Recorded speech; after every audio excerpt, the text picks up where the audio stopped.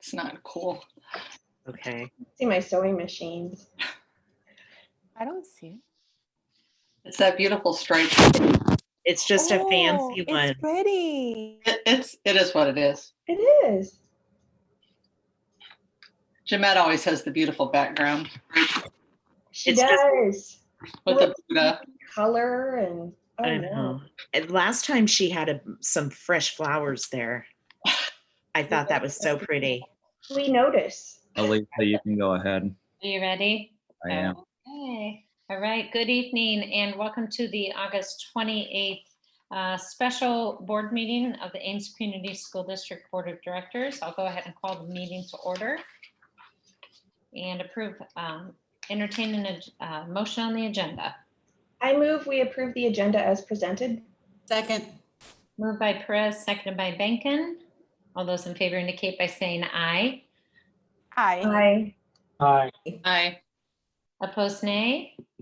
Passes 7-0. Director Beerbaum, will you please read the purpose statement?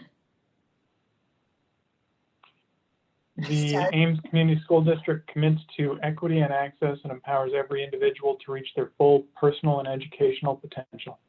Thank you. I will go ahead and open the public hearing for the proposed revisions to the 2020-2021 school calendar. Members from the public, if you will please raise your hand and I will call on you and Eric will give you permission to speak. And looks like we've got Adam Wolf. You can go ahead, Adam. Alrighty, can you hear me? We can hear you, Adam.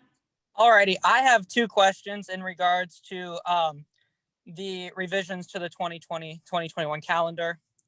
So my first question is, on the draft, there's a caveat on the seniors' last day of school that talks about if it would only be if the judge ruled in favor of the district. When will seniors' last day of school be if the judge does not rule in favor of the district? And Adam, go ahead and give us your next question. I am writing them down because we have a follow-up on the calendar under COVID-19, so we can answer them then. Oh, okay, no worries. And then my second question is, can the district commit to commencement regardless of the venue falling on one of those two dates that are mentioned in the proposed calendar, or will that date be a moving target as the year progresses? Okay, great. Thank you. I've got them recorded. Adam, thanks for asking your questions. Would anyone else like to speak in the public hearing on the proposed revisions to the calendar?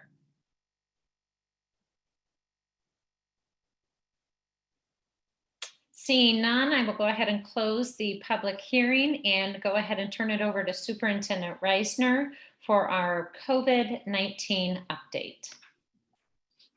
Thank you.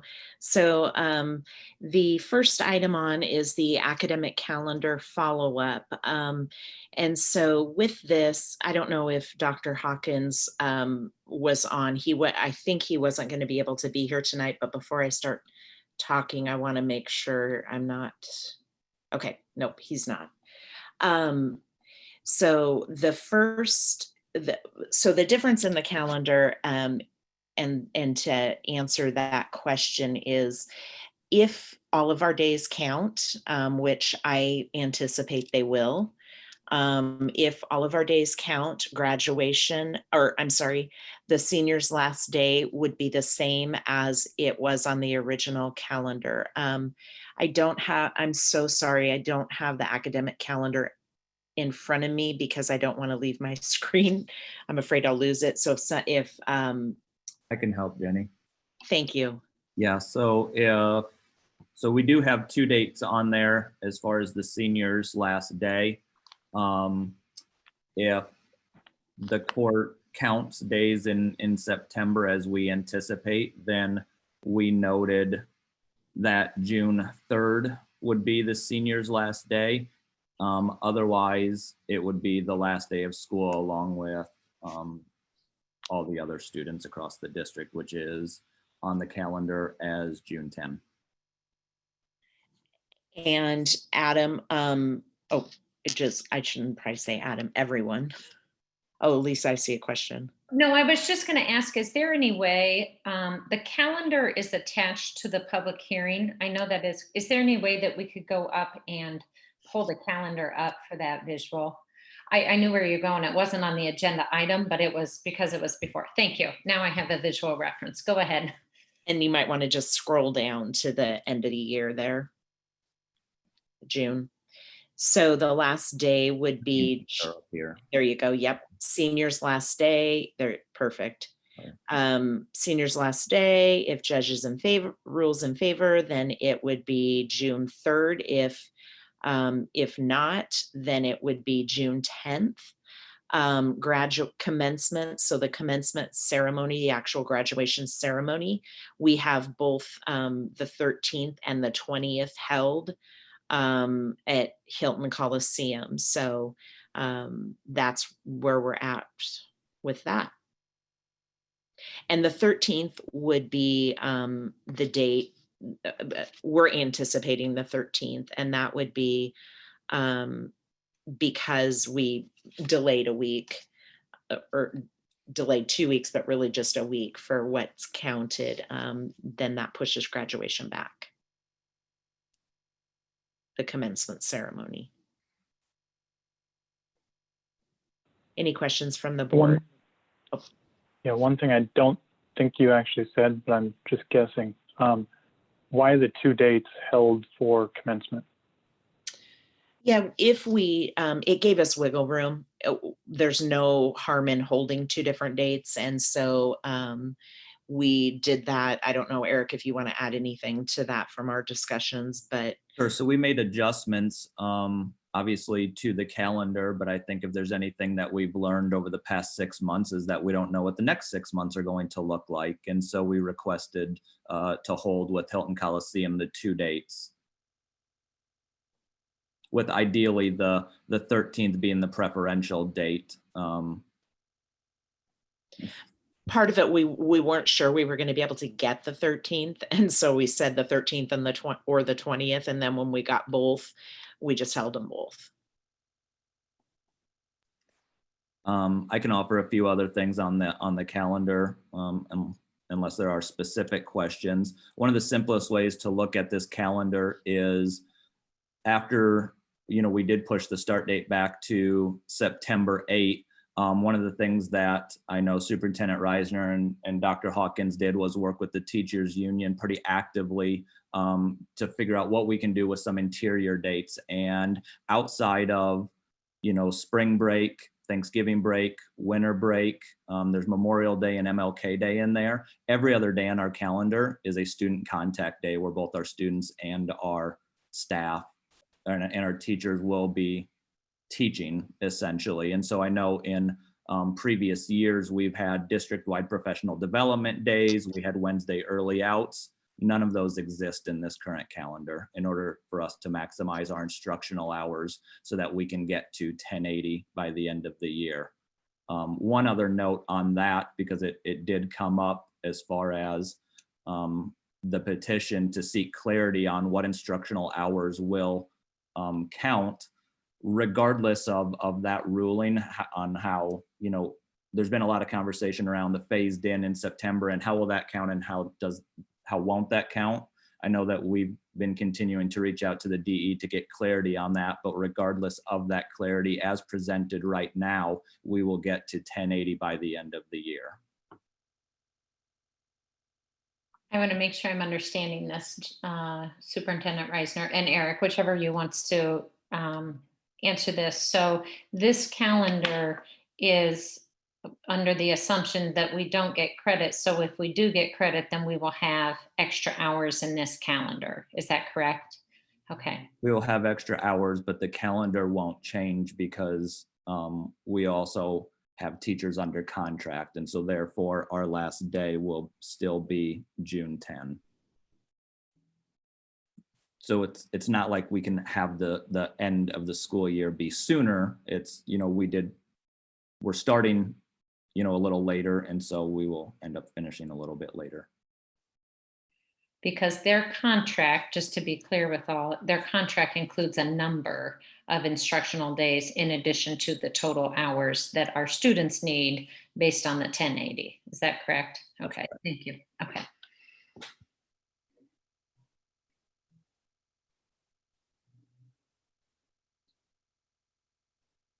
And for the board's benefit, this is all written out and will be shared with our community once approved.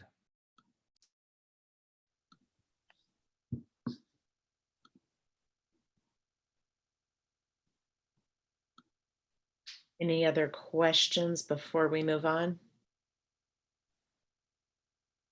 All right. So Elisa, is it okay if I just go to the next COVID item? Yeah, yep, no, go right ahead. And thank you for pulling that up so that we could have that visual. So the next COVID item is the metric reporting. We've been asked a few questions and wanted to address those just from board members and wanted to address those together tonight. So I asked Kathy to talk through a couple of those questions. And then I know based on today's metrics, there's definitely concern on all of our parts, board, the community, the staff. And so I've heard from a lot of different people today. And so I appreciate that and appreciate our community being so aware of the data too. That's helpful. So Kathy, are you, Dr. Arnold, are you available? I am ready. Great. Okay. So you, do you just want to start in with what some of those questions were? Yeah. One of the things I wanted to do was to share our plan for reporting the COVID metrics. This is our plan before we were having our enjoyable metrics for today. So I'll get to that at the end.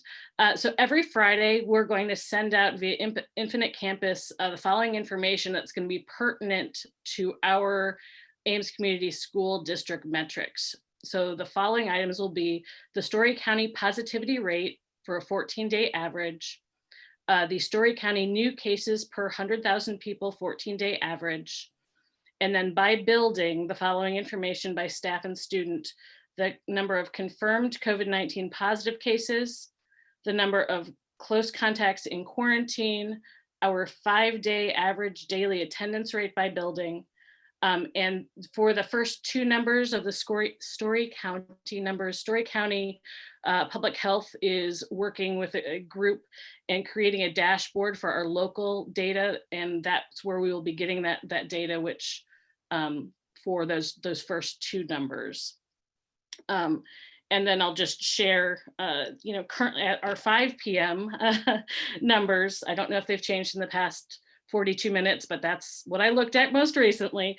Our 14-day positivity rate is at 14.5%, and average new cases per day over the past 14 days is 56.4.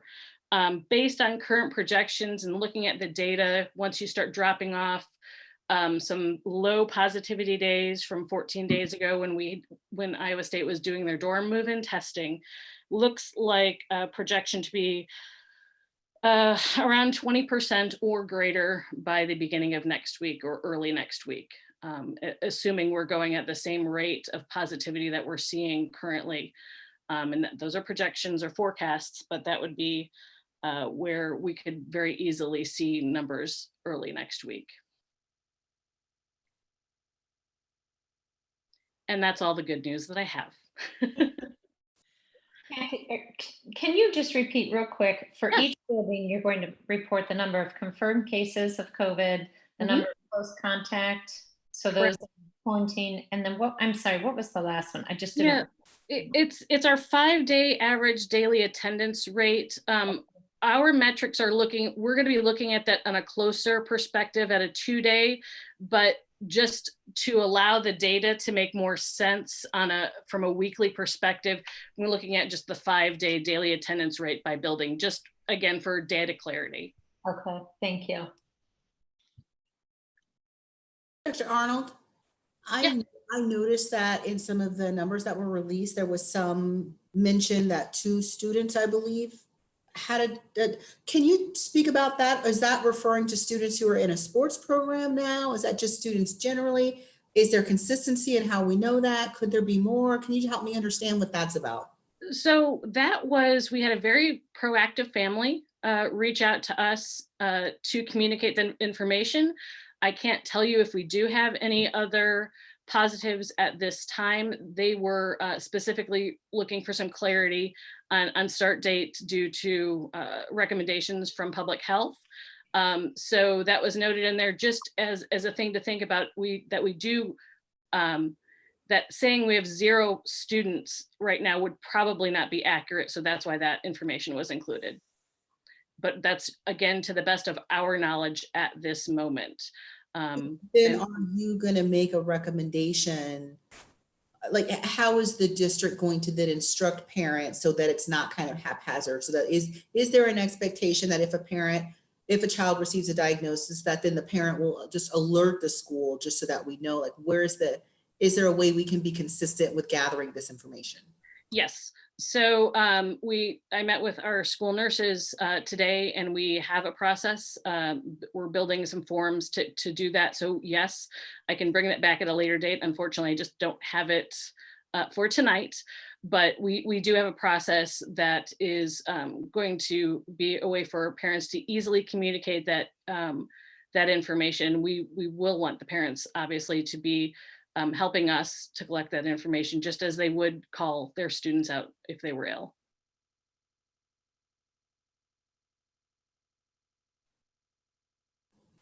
Thank you. You're welcome. Any other questions from the board? As those metrics change going forward, how will I know that we're going to follow what we set for our metrics as far as in person or fully online. How will that come about and be announced to people? So I think what I'm hearing you ask is what's the process as we watch the What's data? the process? Because I know you're watching data every day. So, well, we're already about at that threshold, right? Sure. It. But as the data is watched every day, how will the process happen for changing our mode of education? Great question. So starting Monday, we will be a part of, probably Dr. Arnold will be a part of a meeting every morning, a huddle meeting with all of the local entities that gather once a week. And this will be just every Monday morning, and it will be a quick every morning starting Monday, a quick report out of everyone's data. This will give us the ability as a community to keep tabs on things before they're even posted, so that we really have a head start to the day. And that will be Iowa State, Mary Greeley, McFarland, Emergency Management, Dr. Arnold. Am I missing anybody? Did I say Story Public Health? Story Public Health, Story County Emergency Management, our local Ames Emergency Management, city, the city, and I believe, and I believe that's it. Although we may have some of our long-term care facilities in that call as well.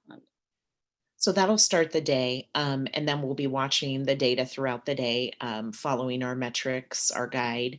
If we see the numbers that would lead us to a different learning model, I would alert the board. We'd call a special meeting, and I would make a recommendation to the board based on our decision-making metrics. So that's how that works. And then I just make that recommendation, and the board would then, have their discussion and make a decision. And then how do those decisions go? If you make a decision, how do you reevaluate? How does that whole process go? Yep. So then we would reevaluate. So for example, if we're in a hybrid mode and I brought a decision, I'm sorry, I brought a recommendation to the board for say remote continuous learning, you would then act on that if it was approved. We would be in that model for 2 weeks. And then at the conclusion of 2 weeks, we would again, I mean, we're watching the data every day, so we'll know that. But at the end of 2 weeks, if we didn't see our data become better, then we would make the recommendation to continue in that mode, or our data looked better and we'd be back to either fully in person or hybrid. And how long, once you make the decision, and maybe this might not be fair to ask because it may vary depending on what you are going from mode to mode. So once that decision is made, is it like, I could see if you went from a remote learning to a hybrid or a hybrid to full face-to-face, there would be a lag time there to get things organized, but maybe going the opposite direction, you wouldn't have a lag? Or have you thought about that? We have our turnaround time is, Christy, I'm going to ask you to help me out on this. Our turnaround time, I believe, is 72 hours, but all teachers are ready with 3 days worth of online. So there's that wiggle room. If we're transitioning back, it might take a few days to get all the pieces in place, but we have those 3 days planned online. Anything you'd like to add to that, Christy? If we are in a hybrid mode and a family wants to go from hybrid to remote learning, it's a No, they're asking for the if we're moving from one learning model to another as a district. Yes, then yes. It's the 72 hours. Yes. But we could essentially, if we were in a hybrid mode and the numbers started to move, and then if we made a recommendation, you could change, the soonest you could change is the next day or 72 hours, or the next day we would be able to go into the in that scenario. Yeah. You're right, it's different. In that scenario, we would be able to go fully online. Okay. In the scenario of coming back, there would be a 72-hour 3-day lag there to transition back, but we would still be teaching online. Okay.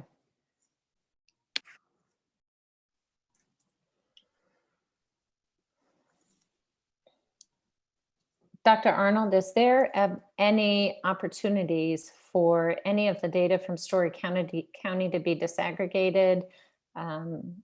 There have been reports that in terms of, I know that they break it down by age groups, but outside of that, are there any other opportunities to disaggregate that data?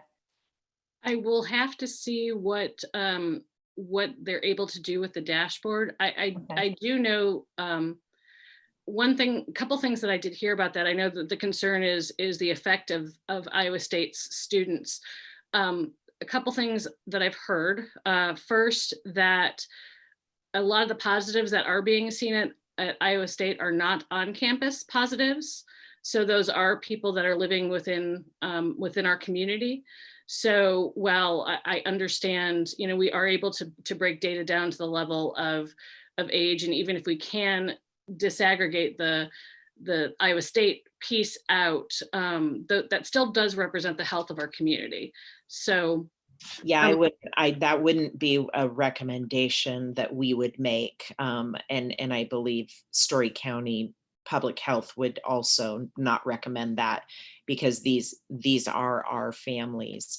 The other thing, and I'm sorry, Dr. Arnold, I want to make sure that I remember this. The other thing, we have been alerted that so same thing, I think in Iowa City, we've been alerted as superintendents that there are quite a few students who test positive, that the reports are going back to their original hometown.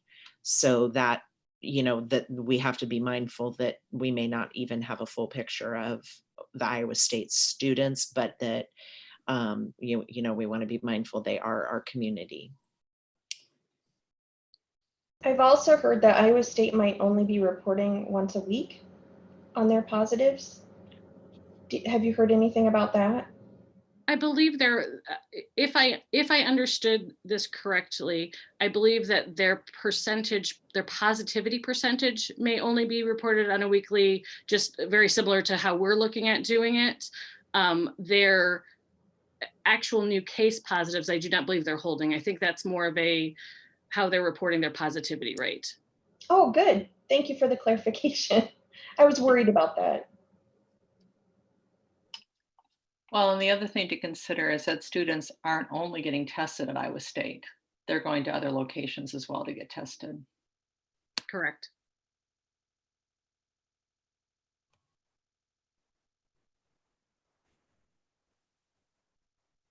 Any other questions on the metrics?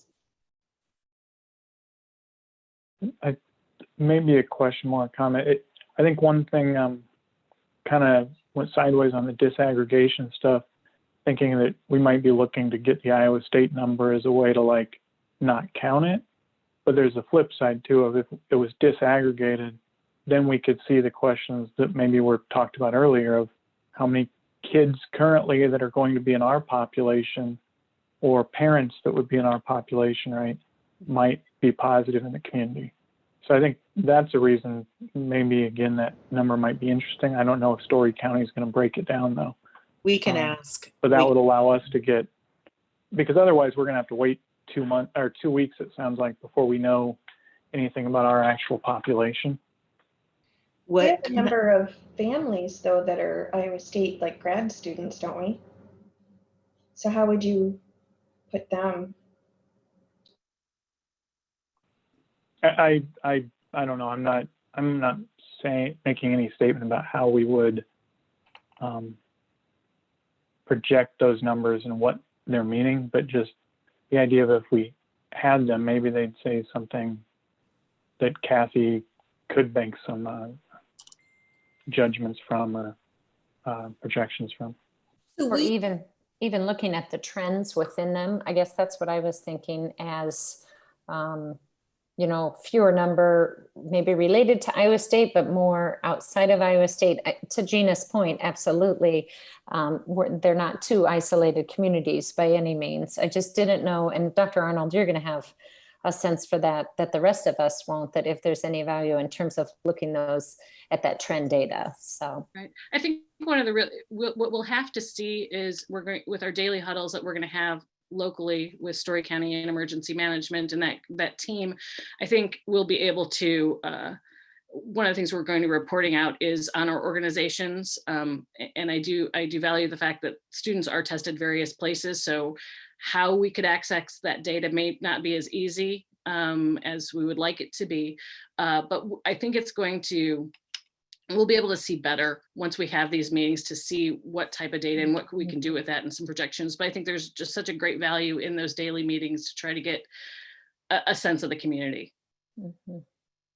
I just want to add in, I guess I agree with Superintendent Reisner that I'm not sure I understand why we would need to disaggregate the data, but I guess the point that I would make is it sounds like we might be getting close to that thing where, we as a board agreed we would decide as a board what work we wanted to assign to the staff. And so maybe what Dr. Arnold could do is let us know how much work would be involved in disaggregating the data. And then if it does end up being onerous, then we could come back and decide as a board, is this something we want to ask the staff to continue to do? So maybe that conversation is premature. So maybe that's just kind of the next step, is that, as you continue to work with this group, figuring out what data might be available, how easy would it be to disaggregate and then come back and let us decide as a board if it's worth asking you to do that? Because I guess I don't know if there's consensus, but what we're going to need to know is how much effort that is before we even have that conversation. Well, and I think maybe I should clarify that I'm not necessarily wanting, because I know Dr. Arnold's going to have a lot on her plate, just putting all of the weekly report. I was just curious if that would be a byproduct of that group, something that came out of that not knowing the level of conversations you're having in that group. If they start Monday, maybe it won't, but just to be curious of if that is something that the individuals at the table Monday morning would find valuable. So. Ellen, I want to make sure I understood the reason for that. And I'm sorry. I just didn't catch it. Or it didn't sink in.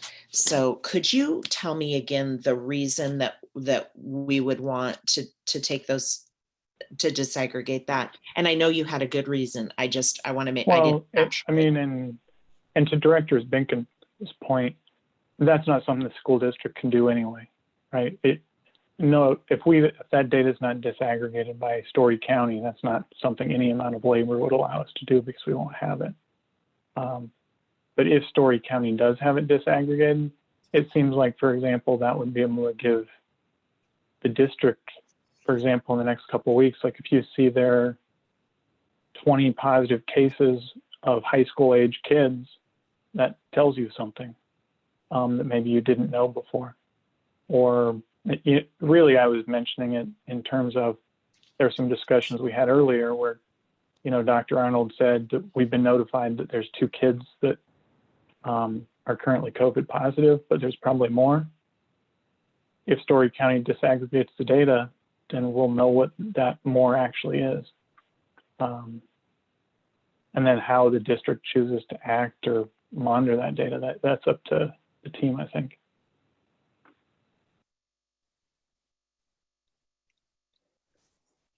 Thank So you. Superintendent Reisner, since we are at, and Dr. Arnold, since we are at 14.5%,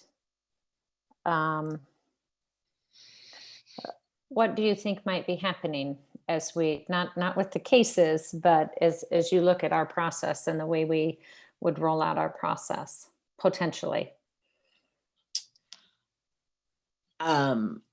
Meaning when should we come with a recommendation? Mm-hmm. Okay. Yeah.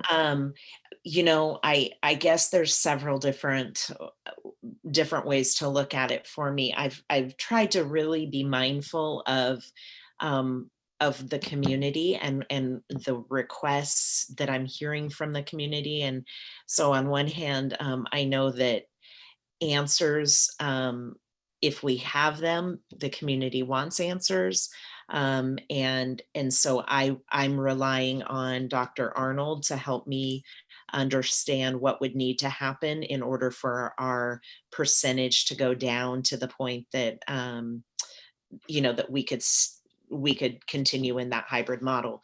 The metrics that you approved last meeting would clearly show that we should be in a fully remote for the start of the year.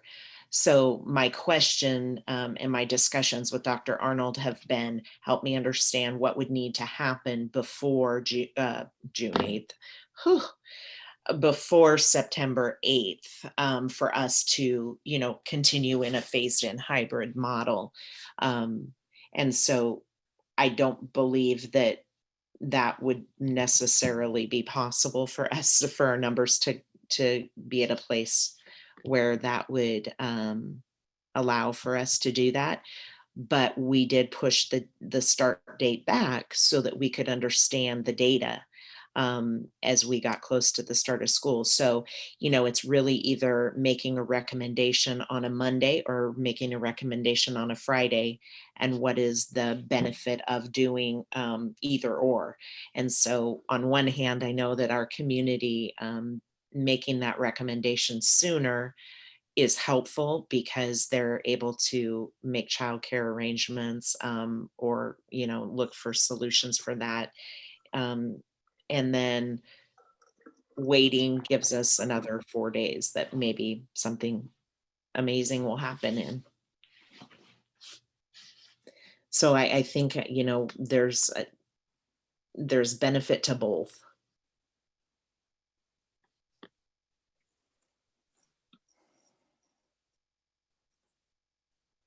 Any thoughts from board members? I think sorry, go ahead. how to say this nicely, this a pickle. How's that? That was PG, right? I'm beyond frustrated. We have just tried and tried and tried and tried and tried and tried to get to having everybody back in our buildings. And, we can only do, it's frustrating to have to be so reactive to the community, who is just at a spectrum of responses to this. So we're literally in the middle of a pandemic and there's people still walking around without masks on. I mean, it's literally the least people could do. And, to continue to see our numbers rise, to put us in a very precarious position is frustrating. I have always been, I think, the one pushing to wait, because we want to have as accurate a picture of what's going on in the moment as is possible, right? And so I'm thinking backwards. We're supposed to start September 8th. The 7th is a holiday, the 6th and the 5th. So really September 4th is like, go day. And so my preference would be to look at what's going on then. But I understand that may be too late for people who are planning to send their kids to school. Then we say, surprise, we're online because our numbers are over 20%. And now those people don't have childcare. I don't know.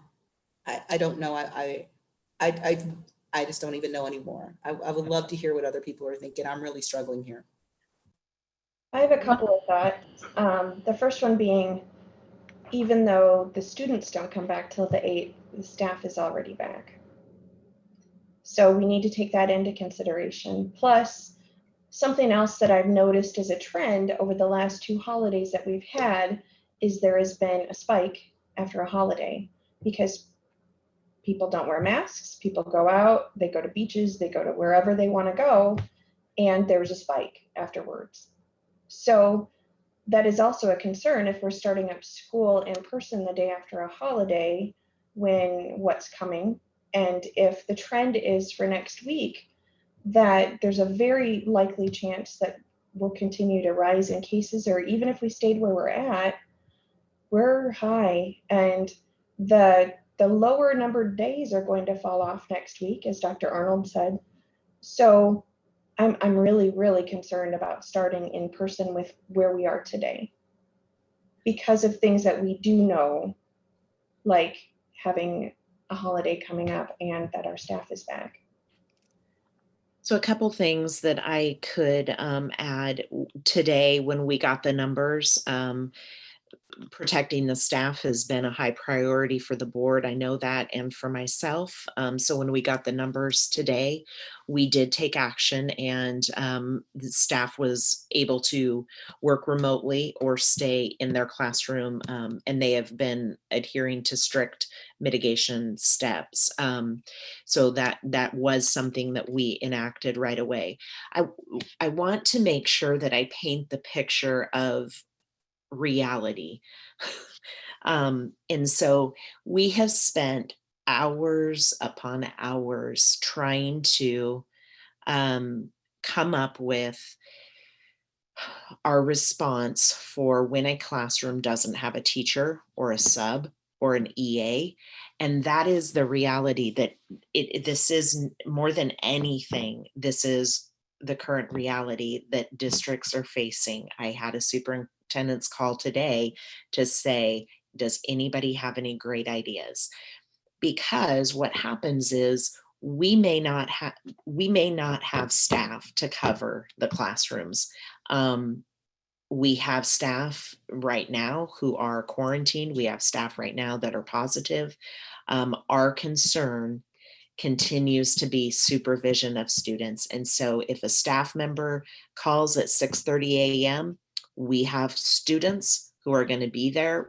There's no way to move that class into any different, you can't put 2 classes together. You can't, so staffing is an issue.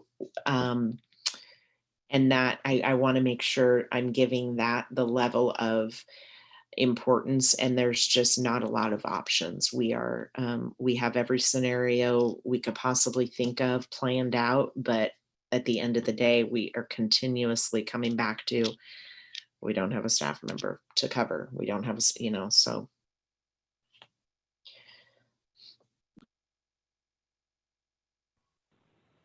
In I terms think the of question, go ahead, Sabrina.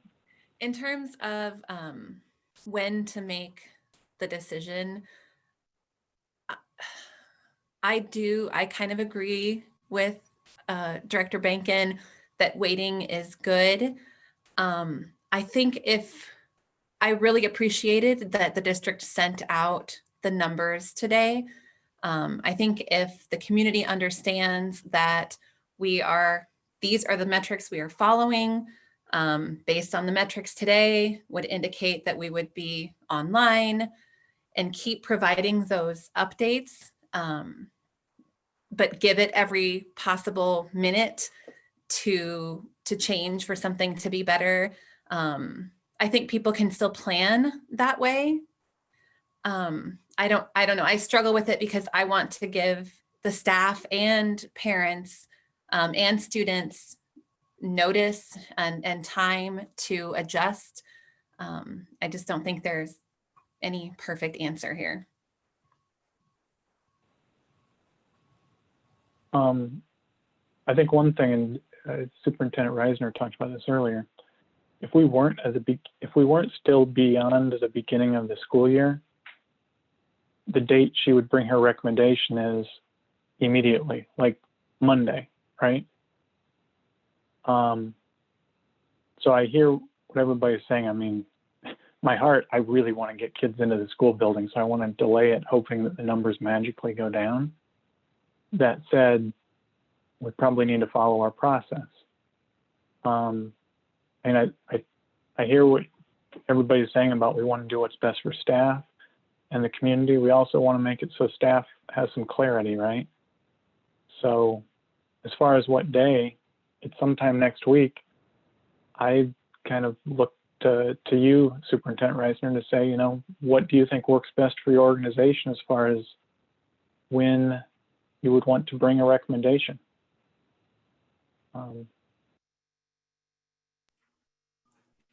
I agree with Director Benkin. This is very frustrating.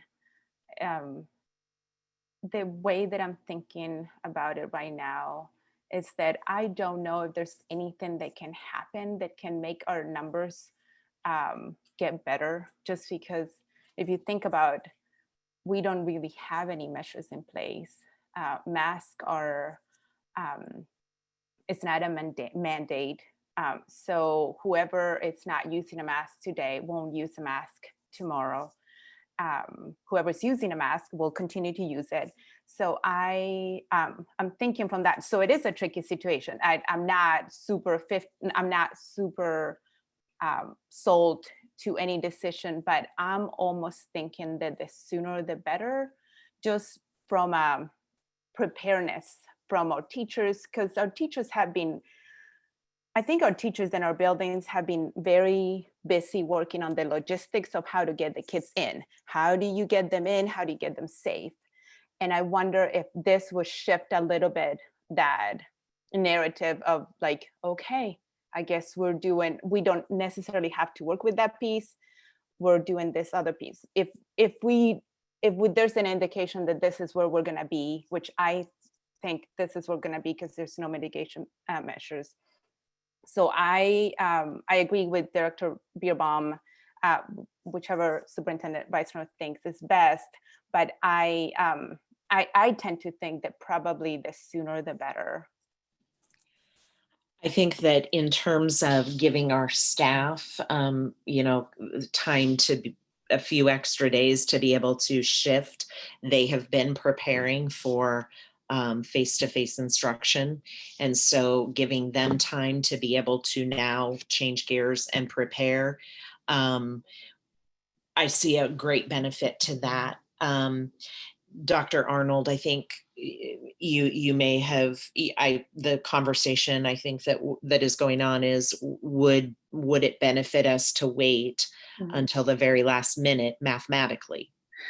I don't, from our conversations with Story County Emergency Management, it did not sound like this was an unexpected blip, or that the thought was this is a result of something from 2 weeks ago and our numbers are going to come down. I don't think we would be having a daily meeting as a group if they thought that this was not our period of ramp up.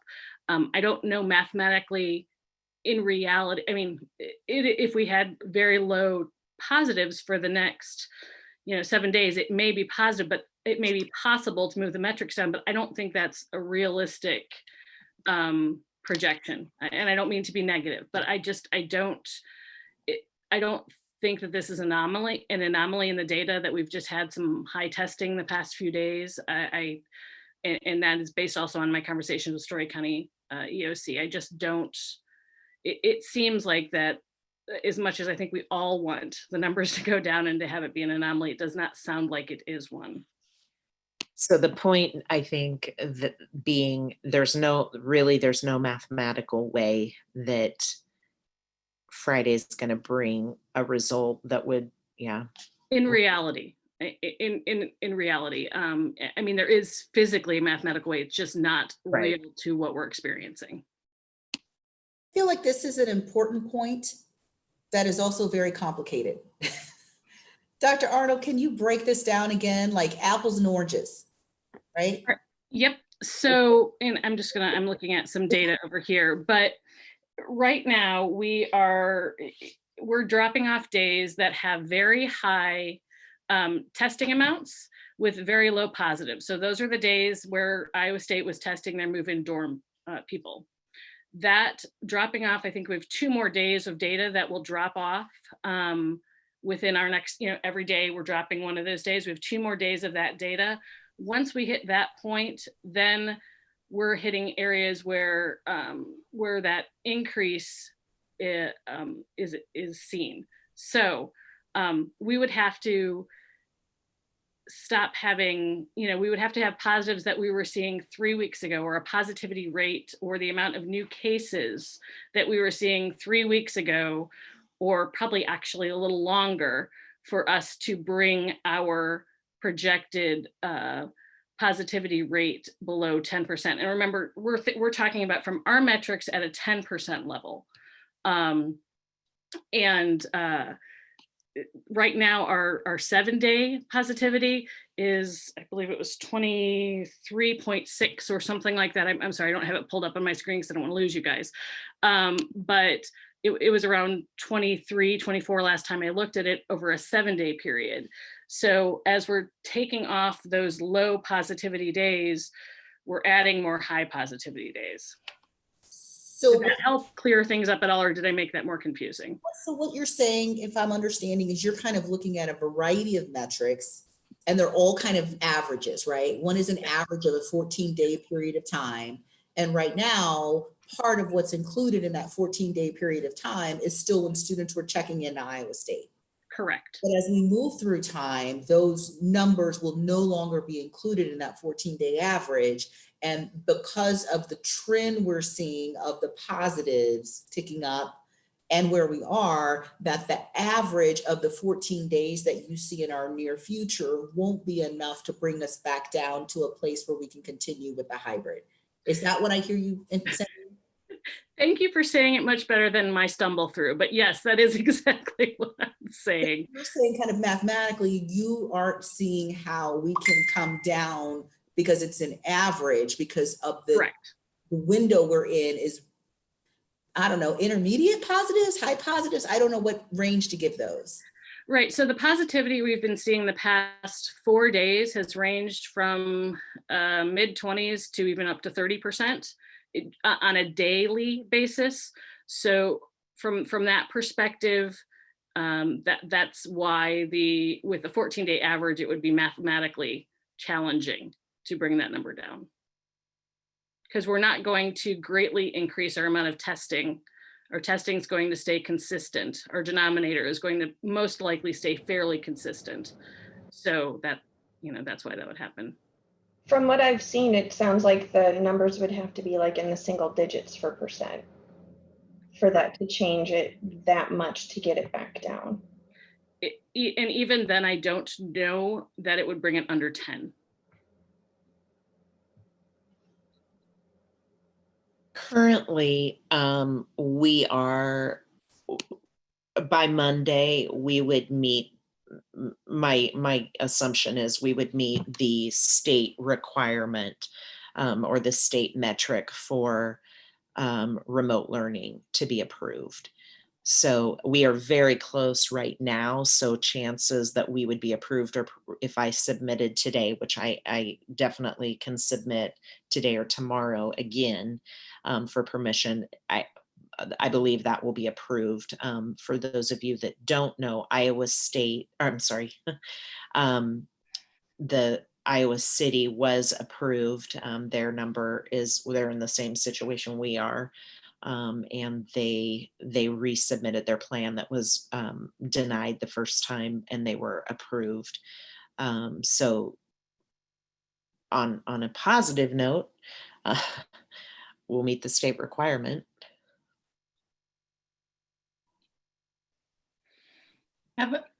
Dr. Arnold, haven't the numbers been steadily increasing though?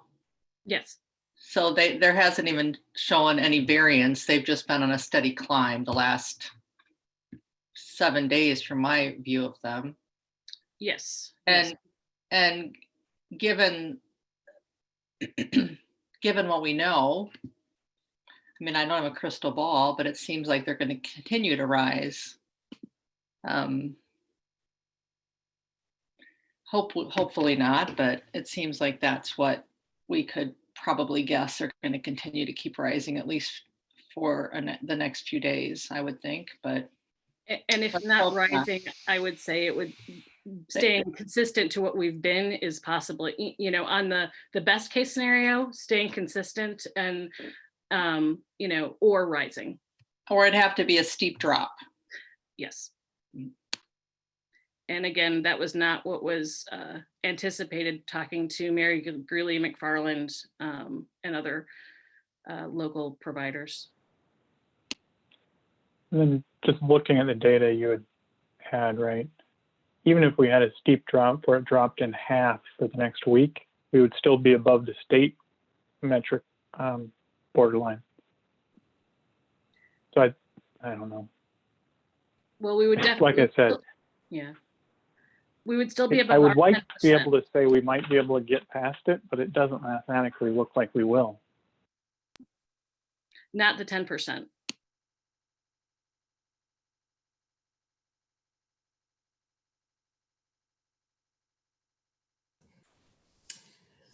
I'm feeling devastated. And my kids aren't even going. You know, we had already chosen the virtual learning option. But that had always been separate from my duty as a board member and my responsibility to this community. And I feel devastated.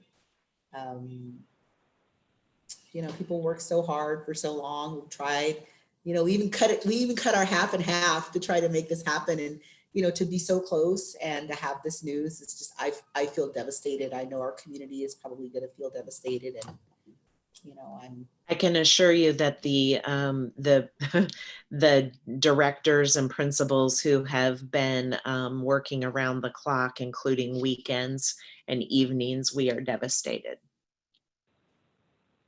I can reflect that my kids today, they are going to go, hopefully will go at some point.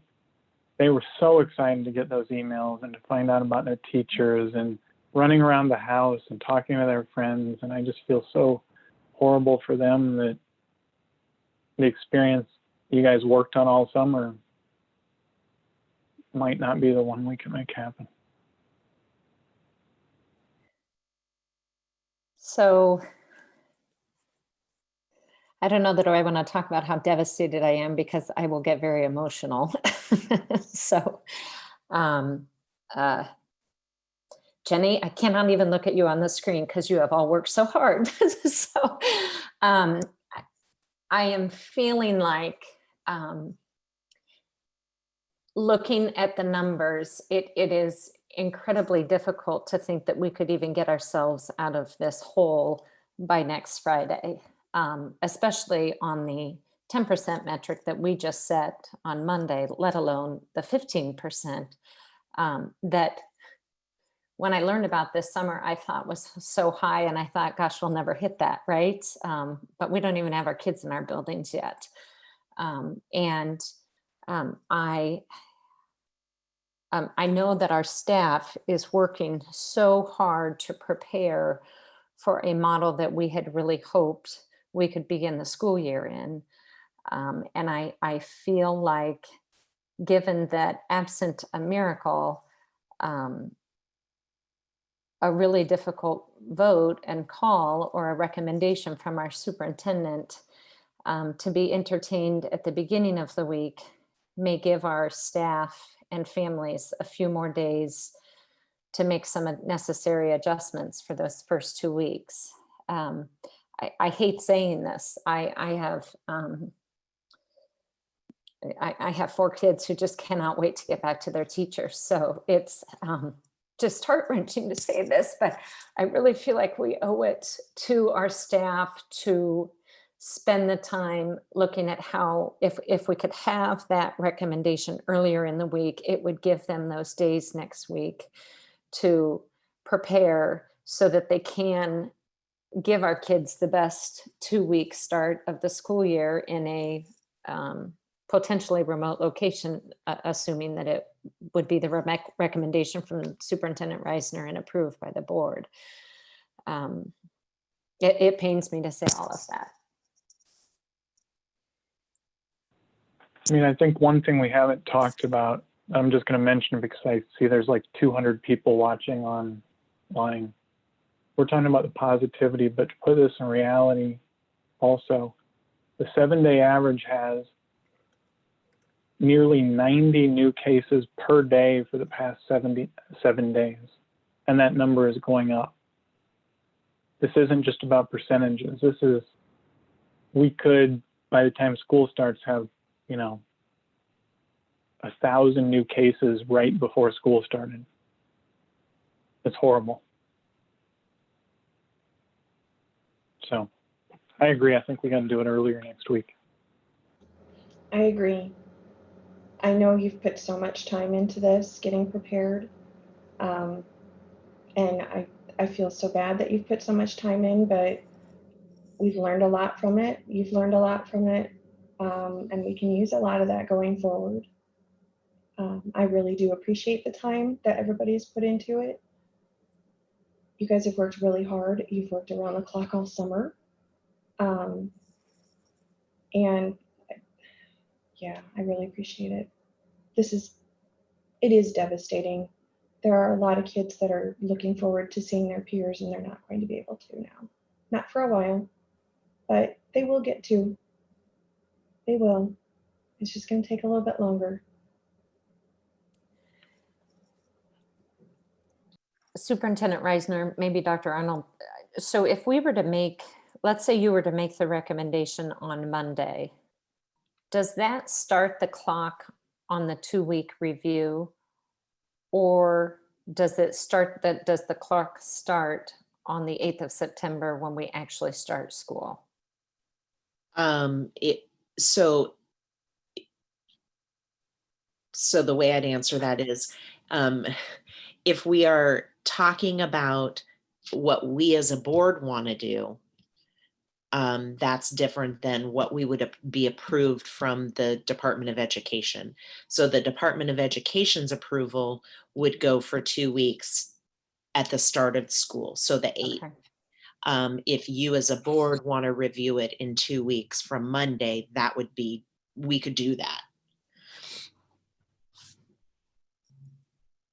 I also, I guess what I would say, I think we all realize there probably isn't any way by Friday, but what if a miracle happened and by Friday, we can have another special meeting and go back to hybrid. The reality of it is what it is. I want to thank you for that, Superintendent Reisner. I think you sound like me. You're like, maybe there'll be a miracle.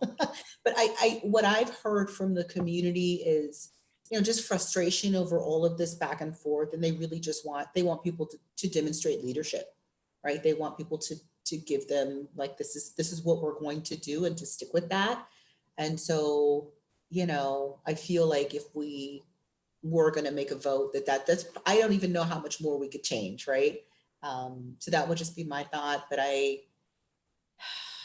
that's just my thought about that. Right. Like, I think if the will of the board, and it sounds like there's consensus to have a discussion on Monday and make a vote based on those numbers, I think it would be unfair to then revisit that vote again on Friday, just maybe to make us all feel better. That seems like that wouldn't necessarily be fair to the community, but that's just my 2 cents. I was going to say the same thing. And I was thinking about the teachers as well. My feeling would be if we're going to hear a recommendation on Monday and make a vote on Monday, I would like to see that be for 2 weeks of school, just out of fairness to the teachers. It seems like even for them to be moving based on these 2-week segments throughout the school year is going to be tough anyway. And I would like to give them that full 2 weeks before we would entertain moving to another model. I think that would be the best educational decision. Jenny, could I ask you to ask for Drew some questions? Yep.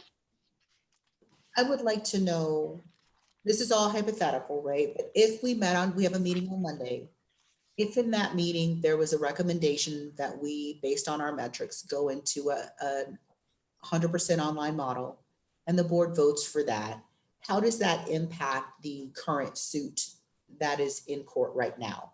Would that make the matter moot?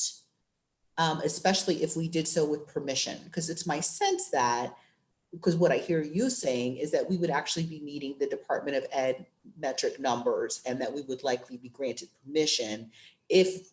Does that then resolve the controversy and what happens to I would like to know that, what Drew says. I did ask him that today. You didn't tell me that part. Well, I was going to let you finish. I did ask him that today, and I believe that it doesn't change anything. The issue that we are arguing is about local control, and so it doesn't change our position. It doesn't have consequences negatively or positively. So then it would be, I just want to be sure I'm understanding. So we would be moving through this. Let's say this is what happened and on Monday and we voted online and blah, blah, blah. And we're moving through the online in these 2-week blocks. Let's say that the numbers get back to where we can be in the hybrid. We would then go into the phased hybrid. We would just pick up with phased hybrid and phase back in. You know, we haven't talked about that. We've touched on it a little bit at the district level, but I think that would probably be another conversation to have with the board. I could bring back, I mean, to me, our metrics don't call for phased in, it calls for hybrid. So if I'm following the metrics, then I'm going to bring back to the board a hybrid. And so that from there, you know, I think then the board could have that discussion if they wanted, but I would follow the metrics that were approved. So the decision-making matrix, I would follow that and bring a recommendation that's a part of that. Thank you. So I think I'm hearing consensus that we would like a special meeting on Monday, and we'd like you to bring a recommendation to us at that time. And I believe we've, JD got ahead of it and established so that we could have that at least identified if we did need it. And so we will await Superintendent Reisner's decision Monday night at, I believe it was set at 5:30. Right? Yes? Correct. Okay. 5:30. Okay. And I don't say that trying to conclude this discussion. I just wanted to, in terms, wrap that up, that we it does appear that we have consensus to have a meeting on Monday. Thank you. So that's all we have on the metrics. That's all? Okay. Any other questions or comments from board members or staff? Okay. The metrics just went up while we were talking, so, you know. Up how much? What are they? Maybe they went up 10 more cases over the last 5 days. Thank you. So I'm going to open it up for comments. Oh, I'm sorry, just real quick, before we do that, I just wanted to bring up for the board's conversation that I believe we probably need to go back to following our policy about public discussions, only because we've entered litigation. And I think that, you know, we've already had one question this morning specifically about litigation. And I would just, I think it's probably our responsibility to be following our policies at this point, and that would just be my recommendation. yeah. And I think that we, community members, we have tried to be sensitive to the difficult nature of this situation and have tried to be flexible with our public comment time. I am going to read our statement on comments from the public. Please understand that we hear your questions, we hear your comments, we write them down, the staff writes them down, but we will wait to respond to those topics. So residents of the district, students attending the district, parents or guardians of students attending the district, and district staff members may address the board about any topic relevant to the district, whether on the current agenda or not. Those who wish to speak must sign up at the beginning of the meeting. Speaker participation is limited to 3 minutes once per item. The views and opinions of citizens addressing the board do not necessarily reflect those of the board, district administration, or staff. Speakers are to remember that Iowa law prohibits the board from discussing specific employees, students, or their performance. Student speakers will state their name and school, others will state their name and address. And again, this is for comments or questions specific to our COVID-19 update. And it looks like I have some hands raised. So interested parent, you are the first one on my list. And I think you've been given permission. If you can just hit your unmute and go ahead and give us your name and address, please.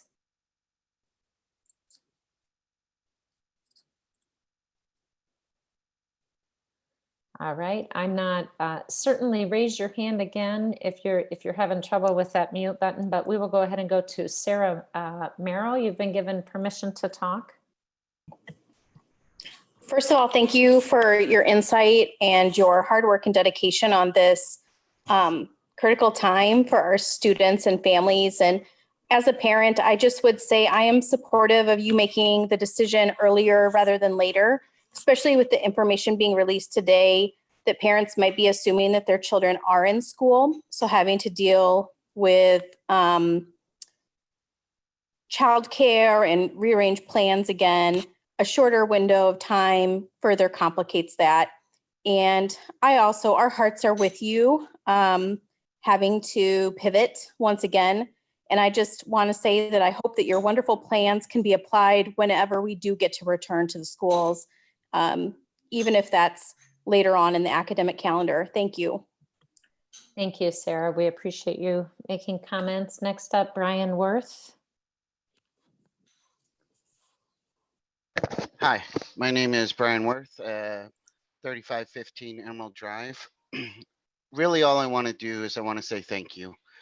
As a parent and as I've been going to these meetings and stuff, I really feel that every one of you guys listened to things I had to say personally, even though I'm just one person here. And I'm really appreciative of you guys coming up with your own metrics, of listening to everything that everybody has to say, and especially when you are now sending out the emails, giving all the parents the information that they desperately need to make those decisions.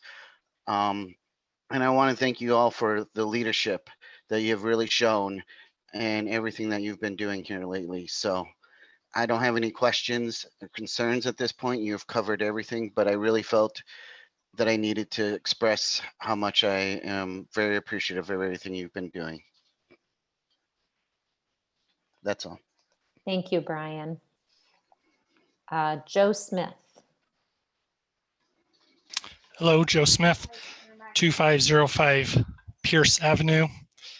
And I was wondering about how the effect of Iowa State, the models and the trends if Iowa State cancels in-person class, and how much interaction and contact tracing has been identified between Iowa State students and the community. I presume there's a delay. It's mostly students right now. Can we get information from contact tracers to show how fast that is moving to the community at large? And if Iowa State does cancel, that would move those students away. Has that been modeled out? And what would be the effects? What is the plan for that? Thank you. Thank you for the questions, Joe. Kent Spillers.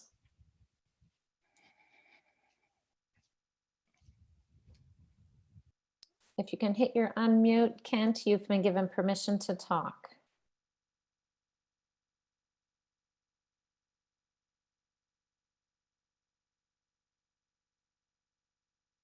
Okay, how about we go to Allie Helton?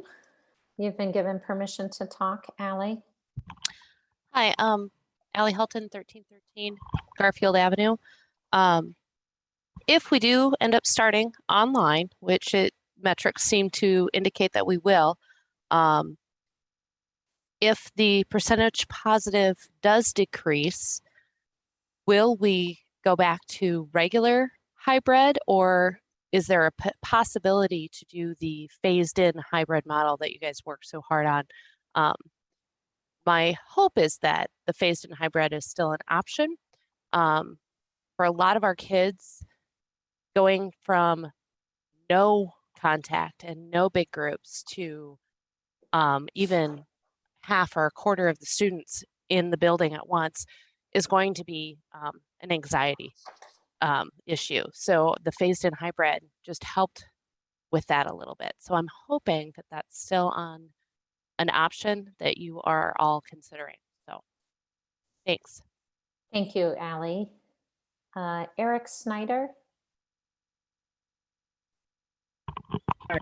I just want to kind of speak counter to some of the things that have already been said. I do thank all of you very much for your hard work on this, but I would like us to take a look at these metrics closely and carefully as we move forward. My wife and I are both essential workers, and we've been working throughout this entire pandemic with the same concerns that everyone else has. But I think it's very important, the long-term damage that we may do to our kids by not having them in school, and to our families. They're going to struggle to try to keep up with the learning and all of the surrounding issues that creates. I know all of this has been considered by the board, but I just want to make sure that we are very carefully looking at these metrics as we move forward, and not putting too much emphasis on positivity rates, as we are going to continue to see positive cases. We're going to get into cold and flu season, and I don't think this is sustainable long term. Right, Eric, thank you for your comments. Anyone else desiring to speak this evening?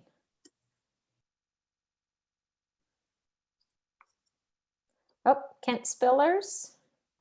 Kent Spillers, 3439 GW Carver Ave. I just want to, again, echo everybody. Thank you guys very much for what you're doing. I guess I saw some stuff online today with the city council vote on the mask mandate. And I guess I'm just being vocal, saying I appreciate all you guys are doing, because busy at work all week, never sent an email to city council saying that I supported that. And it was outnumbered 3-1 with the emails they got, apparently, that people were against the mask mandate. So again, thank you all for everything, and just wanted to speak up and say I appreciate all that you guys are doing. It's remarkable. Thank you very much. Thank you, Kent. Interested parent, you've been given permission to talk. Can you hear me? Yep, we can hear you. Go ahead and give us your name and address, please. Hi, Deanna Mayfield, 2226 Cottonwood Road. We're actually listening with several neighbors. We do have concerns that it seems like we're kind of continually pushing back school based on the numbers. And most of my friends are in a position that they can afford to get tutors or supplemental help, but we have concerns that there are a lot of people who aren't, and we might be leaving a whole group of kids left behind if we don't find a way to get into school. And so we just wanted to express our opinion that we would like, maybe not so much talking about when we should start school, but how we can start school. Thank you, Deanna. We appreciate your comments. Stacia Wilson. Yeah, thank you. I have a couple family members that have decided to move to different school districts, that have decided to go 100% online. And I'm 100% in agreement, right, that we need to be cautious, but it seems like a lot of our surrounding districts have decided to go 100% online. And just wondering, kind of what our decision is for not going with that approach. And, how do we keep our school or our kids in the district and also allow our kids to go to school, but also be cautious at the same time?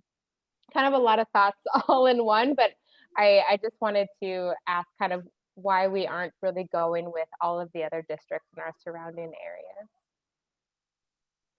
Okay, Stacia, thank you for the question. Any other comments or questions?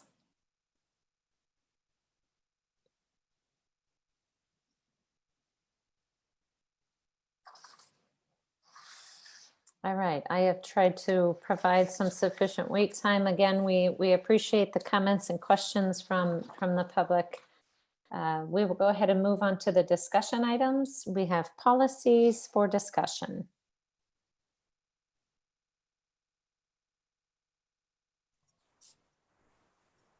Thank you.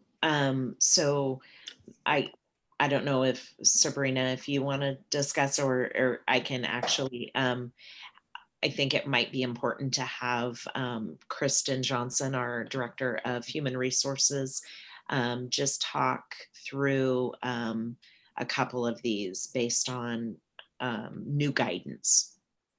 Yes, thank you. Thank you, directors. So I'm going to talk about policies 104 and 106. These two policies are related, but they have slightly different functions and focus. Policy 104 is the updated version of the general harassment policy. Are you able to hear me okay? Because I see kind of leaning. Okay, good. The new IASB version of policy 104 addresses the concerns we had with the lack of clarity as to whether it applied to students, staff, or both. This one makes it very clear that it applies to students and staff. And then the accompanying administrative rules provide a process for making a complaint of bullying and harassment. And it makes it clear that either a student or staff or applicant or volunteer could make that complaint. The definition of harassment in policy 104 is also consistent with existing case law that seeks to strike a balance between student and staff First Amendment rights and the duty of the district to provide an educational environment free from threats, interference, or detrimental effect to mental or physical health in the educational environment. Policy 106 is the Title IX sex harassment policy. This is a policy that is in compliance with the new Title IX regulations that were issued by the U.S. Department of Education in May, and we were told to have them in place by this month. Title IX is the federal statute that prohibits discrimination and harassment based on sex. So policy 106, which also applies to students and teachers and volunteers, and it prohibits conduct for both students and teacher, and it provides for a complaint process for both students and teachers.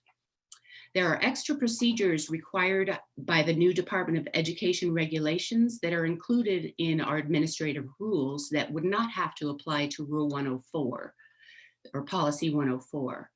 So the way that we've got it to work so that they can kind of work together, the process will work like this. We will have a single bullying harassment complaint form that's available both online and in the administrative rules for printing and submitting a physical copy of it. So it could be submitted either electronically or by paper.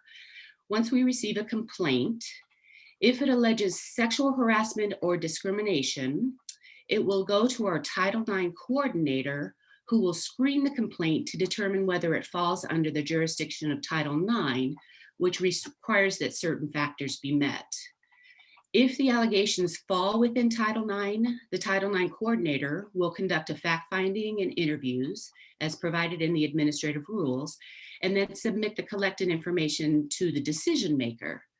The decision maker then will allow the complainant and respondent to exchange questions submitted through the decision maker prior to making a determination and recommendation.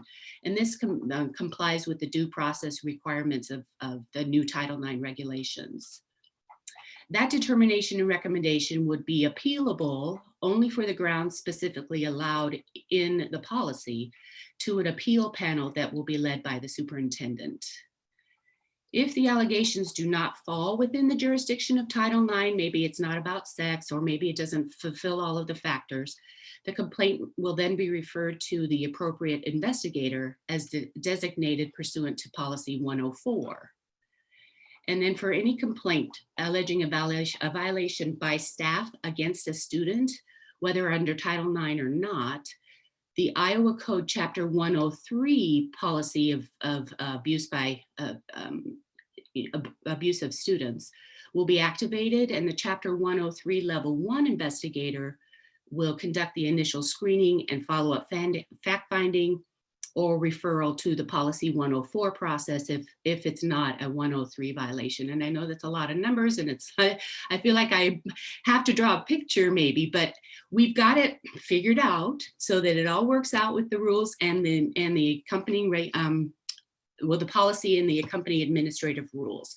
And I was so happy that the IASB came up with something, because I was trying to write this by myself, and I had also obtained a copy from a federal organization that was 105 pages long, and we were able to get it. We found one that does what we need to do with a lot less words. So I think you can all see why we asked Kristen to explain that one instead of me trying to explain that one. But does anybody have any questions?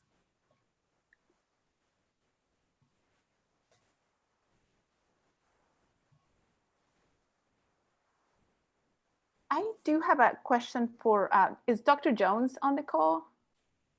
I remember a while ago he mentioned something about a microaggression policy that we could do.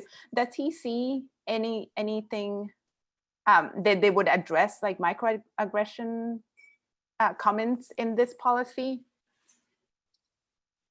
Well, Dr. Jones, I don't believe is in on the call. Oh, shoot. Okay, sorry. I just scanned real quick. I don't see him. Okay. But I could answer that. Okay, thanks. So we did not put any examples of types of harassing conduct in the policy, because sometimes when you try to define things by giving examples, if you exclude something, then you get the argument that you didn't include that, so it must not be a violation.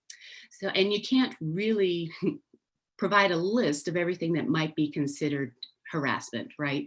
So there are, in Policy 104, there are the 4 elements that we would look at to determine whether or not it's something that we could address as a school board. The other thing we have to remember, and this is a famous Iowa case, that students have First Amendment rights, and so do teachers at school. And so any kind of policy that we have that regulates potential speech, which harassment could potentially be considered speech, we have to strike the correct balance between protecting our students from, and our staff from a harassing environment and violating free speech rights. And that case is the Tinker versus Des Moines Public Schools case where that involved the black armbands during the Vietnam War. And so we would just have to, every case would have to be looked at on a case-by-case basis as to what the conduct was and what the effect of the conduct was in the school or with respect to their educational environment.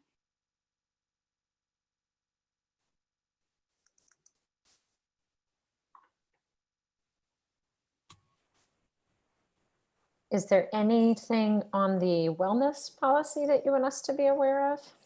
So the wellness policy just needs to be reviewed. I think it was every 3 years, and the policy committee looked at it and we didn't see anything that we felt needed changed. Great. Chris, were you going to say something? You were leaning towards your, and unmuted. I was just going to add that every 3 years, school districts are required under USDA regulations for the lunch and school breakfast program to have an administrative review. And of course, because it's 2020, it is AIM's year to have an administrative review.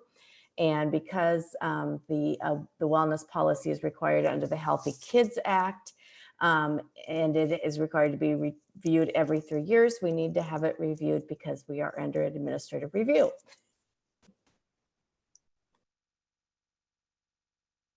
Any other questions or comments about the 3 policies listed on our agenda? Seeing none, are there any comments from attendees? I think I see a hand raised, and this would be specifically for these 3 policies. If anyone has a comment on these 3. Hussein, I believe you've been given permission to talk.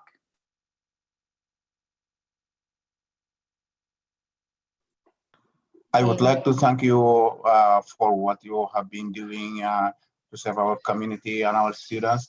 And just I have a little question because I am a dad of 3 kids who go to Michelle Elementary School. And I'm just kind of curious to know, and based on what do you like put the or form the group? Like one of my students, I know her group now is like group 4, but I did not know till now which group my 2 other kids. So I would prefer my 3 kids to go in the same group. Mr. Hussein, I'm sorry, I did not catch your name. Can you give us your full name? Hussein Abakar. Thank you very much. I appreciate it. Are there any comments? Anyone of our participants have any comments on the 3 policies that we just discussed? Go ahead and raise your hand if you'd like to make a comment. Elisa, can you hear me? Yes, I can. Monique, so before we move on, so then is his comment going to be forwarded to Mitchell? It sounds like he's actually just has a problem that needs to be. Yep. I was watching Superintendent Reisner write down, and which is why I asked the full name. All right. I didn't know. You're reading my mind, right? Through the screen. I guess I don't know if it was clear to him. Oh, I'm sorry. Thank you. Yes, Superintendent Reisner took notes, wrote down your name, so we will, our staff will follow up. Thank you. All right, we will go ahead and move to the next discussion item, which is the board committee update. Any comments from the board committees? I know that the policy committee, you just gave us one, so you may have nothing further to add. Any other board committees desire to provide an update? All right, I will open it up, that board committee reports up to any comments from the public. And seeing that there was not a report, all right, we will go ahead and move to the public forum. If anyone from the community would like to make any comments, we will entertain those right now. You can raise your hand. All right, seeing none, I will go ahead and move to the consent agenda. I'll entertain a motion. I move approval of the consent agenda. Second. I'm so sorry, who just seconded that? I did. Colton, you did, thank you. Okay, moved by Beerbaum, seconded by Colton. Superintendent Reisner.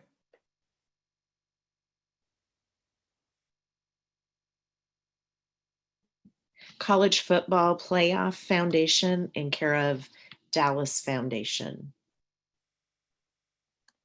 All right, moved by Beerbaum, seconded by Colton. Just for clarity, we did lose Director Perez, so it will be a vote of 6 members. All those in favor indicate by saying aye. Aye. Aye. Aye. Aye. Opposed, nay. Passes 6-0. All right, first action item, a policy for action, 705.2 purchasing procedure. I move the board approve policy 705.2 purchasing procedure as presented. Second. Moved by Shields Cook, seconded by Lankaitis. Discussion? All those in favor indicate by saying aye. Aye. Aye. Aye. Opposed, nay. Passes 6-0. Item B, revisions to the 2020-2021 school calendar.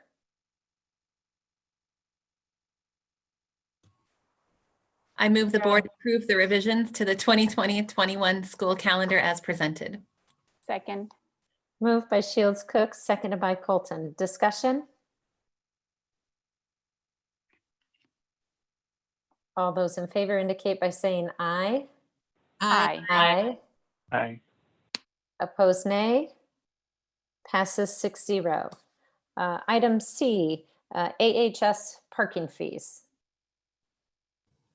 I move the board approve the Ames High parking fees and fines as presented. Second. Moved by Bankin, seconded by Shields Cook. Discussion. Superintendent Reisner, do you want to just give, I know we have it here in front of us, but do you want to give just a quick snapshot of what we're looking at here, please? Sure. I think Chris Stensland might be prepared to talk. I know what I saw in an email, so I will try to recap. Our new high school principal, Valerie Nyberg, was looking through the student handbook and realized that the student handbook had different fees than what had been approved by the board. I think the initial fee was $3 when they've been charging $5. So $5 is what they've been doing. We just need to get the fee schedule up to date with the handbook.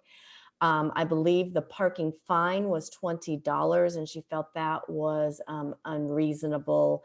And so I think they've changed that structure to be $5 per infraction, not to exceed $20. Thank you. Any questions or comments from the board? Seeing none, all those in favor indicate by saying aye. Aye. Aye. Aye. Opposed, nay. Passes 6-0. Items from the board.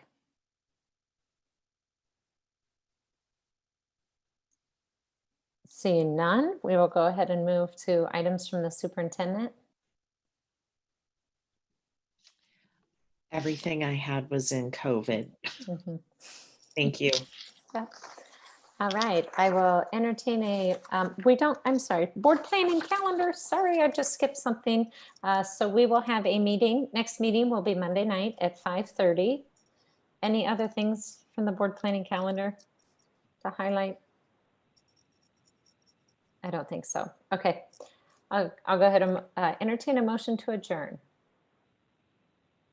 Move we adjourn. Second. Moved by Beerbaum, seconded by Lankaitis. All those in favor indicate by saying aye. Aye. Aye. Opposed, nay. Passes 6-0. Thank you, everyone. Have a good evening. Good night, everybody. Bye. Bye, everybody. Thank you.